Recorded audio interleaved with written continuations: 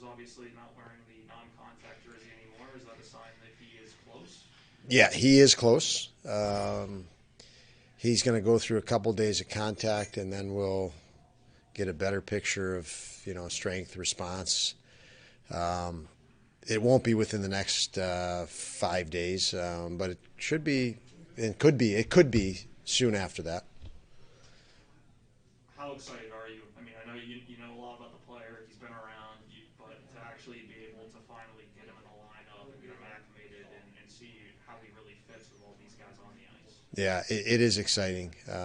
You have players like Middlestead out for as long as he is, and a power play guy, and you had Victor out as a power play guy for quite a while, and obviously Tuck is yet to play, who fits in that as well. So you're talking about your high end skill that's not in the lineup. So to get that in the lineup, obviously it bumps everybody else down to another slot, which is a benefit for the entire team. If you so anytime you get a top guy returning, like I said, when Middlestead returns, then Tage Thompson gets second line defenseman across the NHL, which is a huge difference. And so when you think of adding Tucks in, Alec Tuck in for the team, that's the impact for the team in a positive. Obviously, the other impacts would be just his skill level and ability and experience in the league now and success. So he's working hard. I think he's got to ramp it up another level now that he's got clearance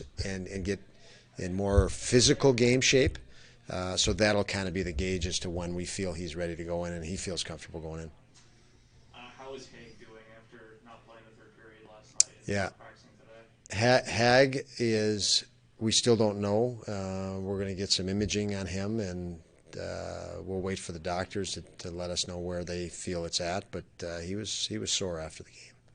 So you're expecting probably not going to be an option tomorrow? No, he's absolutely not an option tomorrow. Okay.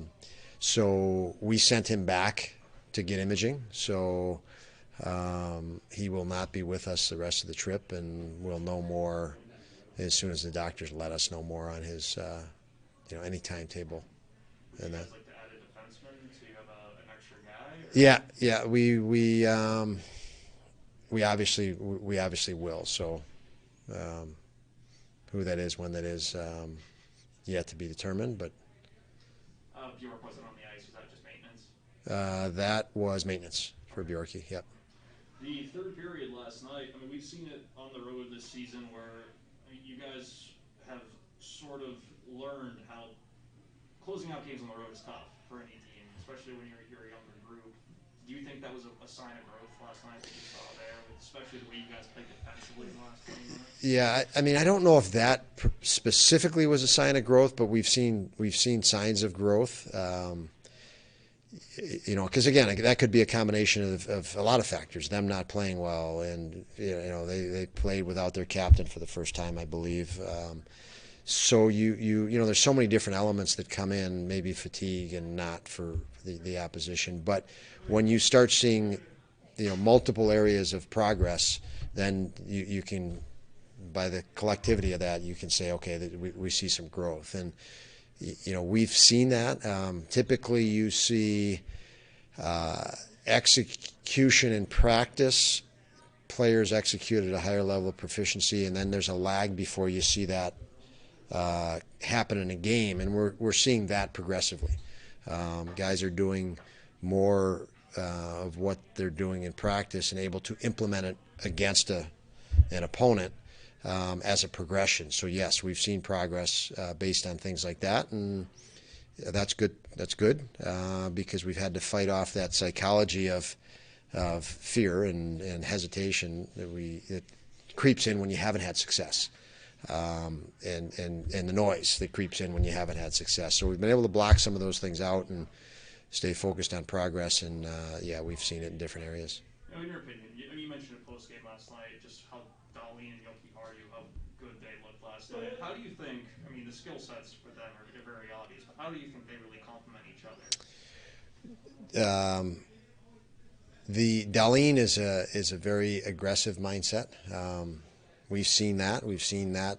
He sometimes Aggressive. I mean, when he makes a mistake, it's usually the second mistake. He has one mistake and he tries to make up for it on the next immediate play, and he overextends himself, and then it's not a good thing. And Yoki is almost the opposite. He's conservative to fault, and we want him to play more aggressive and to play more assertive. So they're extremely complementary in that regard, and they're both even working on the opposites of what each other are working on. So it's when you do film with them and you talk to them, you're pinpointing different things for both of them, even though they're a partner or partners, I should say. And but they're good together, and when they're on, they're good together. And you got to just keep pushing them. They're young guys that do a pretty good job of pushing themselves, but we need to push them as well. Have you made a decision yet which goalie will take which game in this They're going to split. Well, I'll discuss it right now with Mike Bales and our staff and make a decision. I mean, obviously, Upi is on a pretty good roll, and that's going to factor in. I can tell you that's my processing it right now. And but no, we haven't made a decision and haven't informed them yet. What was your reaction? It's been a pretty difficult couple of days in the league with just the number of COVID cases. Yeah. To see, what's your just general reaction about where this stands? It's concerning. I mean, obviously, saying that it's been concerning since the inception of the pandemic, and it's no different. I mean, it's such. I've said it many times. It's such an elusive thing, and yeah, it's you can never be too safe. I do feel that the league and the teams have done a tremendous job, and my experience with how we operate our franchise and buildings and stuff. I know everybody takes it very serious, and that hasn't fallen. So when you hear about this, it does shake you a little bit because it just feels like everybody is taking it very serious, and then you have it, not stopping. Yeah, so yeah, no, it's a lot to ingest when you see and you pick up and you read the news on it.